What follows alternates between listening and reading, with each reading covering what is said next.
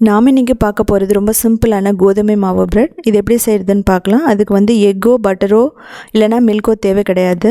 So இதுக்கு 1.5 teaspoon active try east போட்டுக்கலாம். அதுக்கப்புறம் சுகர், அதுக்கப்புறமா வார்ம் வாட்டர் ஊற்றிட்டு நம்ம நல்லா மிக்ஸ் பண்ணிக்கலாம். இது வந்து ரொம்ப கொதிக்கிற தண்ணி நம்ம ஊற்றிடக்கூடாது. அப்படி ஊற்றும்போது ஈஸ்ட் வந்து ஆக்டிவேட் ஆகாது. ஸோ இது இப்படியே வந்து ஒரு 5 to 8 minutes அப்படியே விட்டுறலாம். இதுக்கப்புறமா என்ன பண்ணலாம் அப்படின்னா 1 கப் மைதா போட்டுக்கலாம். அதுக்கப்புறமா 1 கப் கோதுமை மாவு, அப்புறம் தேவையான அளவு உப்பு போட்டுக்கலாம். ஸோ இதை நல்லா மிக்ஸ் பண்ணிக்கலாம்.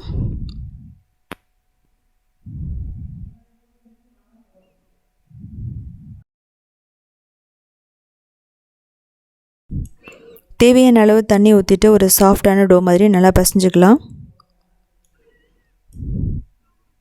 ஸோ இந்த டைமில் உங்களுக்கு வந்து பால் வேணும்னா பாலும் ஆட் பண்ணிக்கலாம்.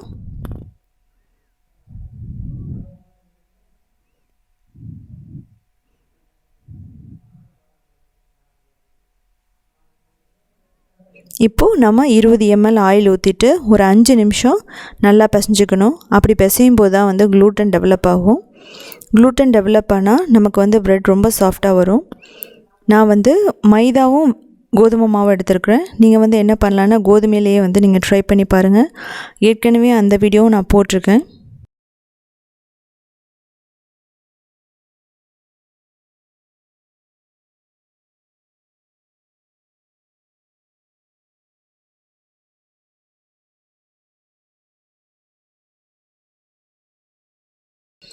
ஸோ இப்போ நமக்கு வந்து டோ ரெடி ஆகிடுச்சு.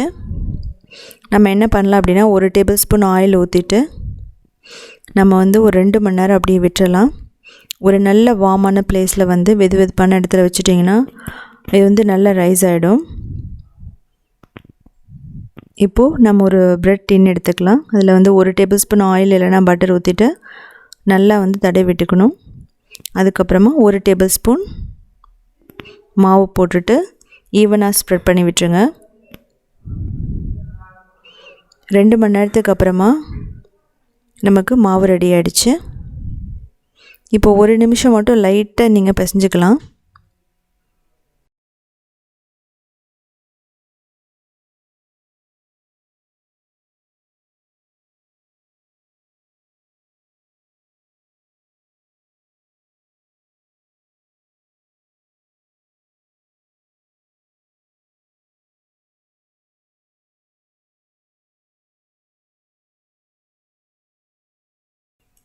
நம்ம என்ன பண்ணலாம் அப்படின்னா மாவு தூவிட்டு நம்ம ஒரு திக்கான ஷீட் மாதிரி நல்லா தேய்ச்சிக்கலாம்.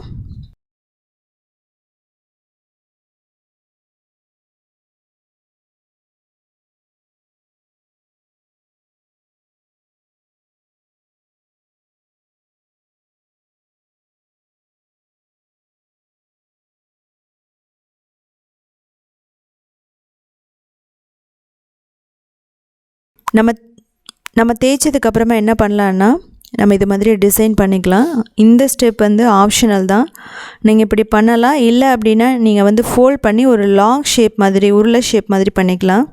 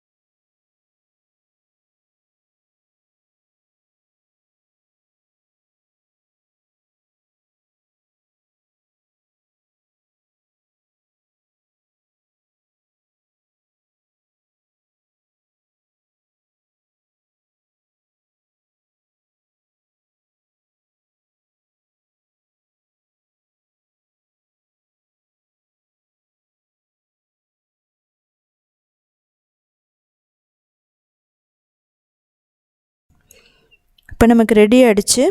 நம்ம வந்து என்ன பண்ணலான்னா இது எடுத்து ஒரு பிரெட் டின்னில் வந்து வச்சிடலாம். இதுக்கப்புறமா என்ன பண்ணலான்னா இதை மூடிட்டு திரும்ப ஒரு மணிலேருந்து 2 மணி நேரம் நம்ம வந்து அப்படியே விட்டுறலாம். ஸோ அப்படி விடும்போது என்ன ஆகும் அப்படின்னா இது நல்லா ரைஸ் ஆகிடும். இது வந்து 2 மடங்கு பெருசாகிடும்.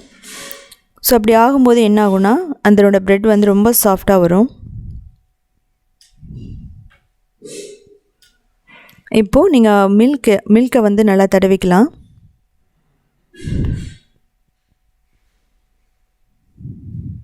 இந்த ஸ்டெப் எதுக்காக அப்படின்னா நல்லா ப்ரௌனாக வரும், மேலே டாப் வந்து ப்ரௌன் ஆகிறதுக்காக. இதுக்கப்புறம் வந்து நம்ம ப்ரீஹீட்டட் அவன்லேயோ ஓடிஜிலையோ வச்சுட்டு நம்ம ஒரு 35 மினிட்ஸ் பேக் பண்ணிடலாம். ப்ரீஹீட்டிங் டைம் 10 மினிட்ஸ் 250 டிகிரி. அதுக்கப்புறமா பேக்கிங் டைம் வந்து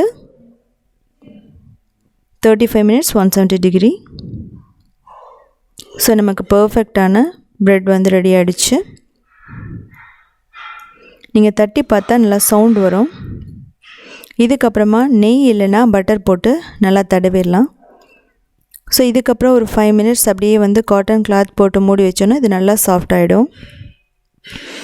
ஸோ இது வந்து ஆறுனதுக்கப்புறம் நம்ம டீமோல்ட் பண்ணி எடுத்துக்கலாம். ஸோ இது 1 வீக் வரைக்கும் வச்சுட்டு நம்ம யூஸ் பண்ணலாம். இது ரொம்ப கெட்டு போகாது. எக் இல்லைன்னா பால் யூஸ் பண்ணும்போது சீக்கிரமாக கெட்டு போகும், பூஞ்சை வரும். ஆனால் இதில் வந்து அப்படி எதுவுமே வராது. நீங்கள் வந்து இதை வந்து ப்ரெஷர் குக்கரில் கூட பண்ணலாம். சேம் டைம் தான், ஒரு 40 மினிட்ஸ் ஆகும். நீங்கள் வந்து மீடியம் ஃப்ளேமில் குக் பண்ணலாம். ஸோ இந்த ப்ரெட் வந்து சாண்ட்விச் பண்ணலாம். இல்லை அப்படின்னா நம்ம வந்து என்ன பண்ணலான்னா ஜாம் வச்சோ இல்லை சாஸ் வச்சோ சாப்பிட்லாம், ரொம்ப டேஸ்ட்டாக இருக்கும். இல்லை சிம்பிளாக வந்து மயோனைஸ் வச்சும் சாப்பிட்லாம், க்ரில் பண்ணியும் சாப்பிட்லாம். ஸோ எல்லாத்துக்குமே ரொம்ப சாஃப்டாக இருக்கும். ஸோ நீங்கள் செஞ்சு பார்த்துட்டு கமெண்ட் பண்ணுங்கள்.